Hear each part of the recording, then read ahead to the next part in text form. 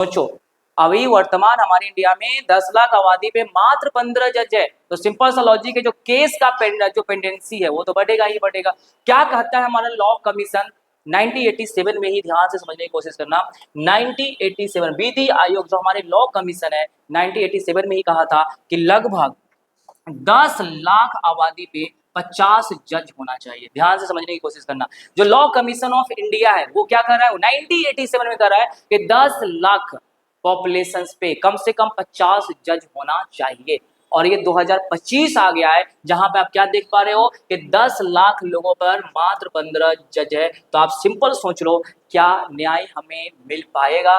क्या सच में न्याय हमें आसानी से मिल पाएगा, या रात दिन हमें न्याय के लिए लड़ना पड़ेगा? तो एक तो बच्चों को पढ़ाओ, फिर रोजगार का ऑप्शन ढूंढो, और कहीं आप किसी भी मैटर में फंस जाते हो तो न्याय के लिए दर दर भटकते रहो और ठोकर खाते रहो, और फिर तारीख पे तारीख आपने सुना होगा, ये सब आपको मिलता रहेगा। तो आप यहाँ पे देख सकते हो किस प्रकार की व्यवस्था है और लॉ कमीशन क्या कह रहा है और यहाँ पे क्या मामला है, आप देख पाए। तो 1987 में लॉ कमीशन ने कहा था कि कितना होना चाहिए, 10 लाख पे लगभग 50। तो आज तो और भी बढ़ना चाहिए जजेस की संख्या, क्योंकि अब तो मामला 2025 में आ गया, लेकिन 1987 को फुलफिल भी नहीं किया गया कि 10 लाख आबादी पे अभी कितना है, इंडियन जस्टिस रिपोर्ट पे मात्र 15 न्यायाधीश है। अगर मैं वर्तमान में आपको बता दूं तो इस रिपोर्ट के अनुसार इंडिया में लगभग, मतलब हमारे देश में 1.4 बिलियन पॉपुलेशन, मतलब यानी मैं कहूँ 1 अरब 40 करोड़ जनसंख्या है, लेकिन हमारे पास केवल कितने जज है, तो हमारे पास केवल और केवल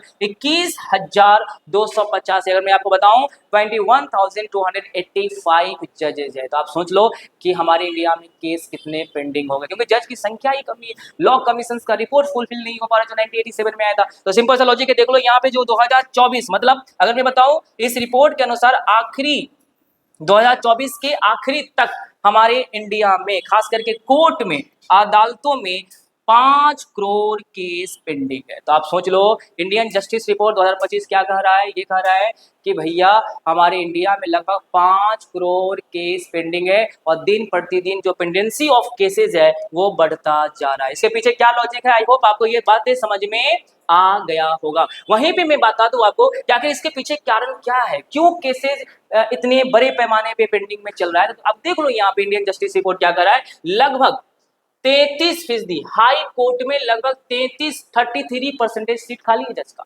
वहीं आप देखोगे निचले अदालत है वहां पे लगभग 21%, मतलब 21% सीट क्या है, खाली है, जो अभी तक भरा नहीं है। तो सिंपल सा लॉजिक है कि यहाँ पे जो आपको पेंडेंसी ऑफ केसेस है जो हमारे अदालत में, वो बढ़ेगा ही बढ़ेगा।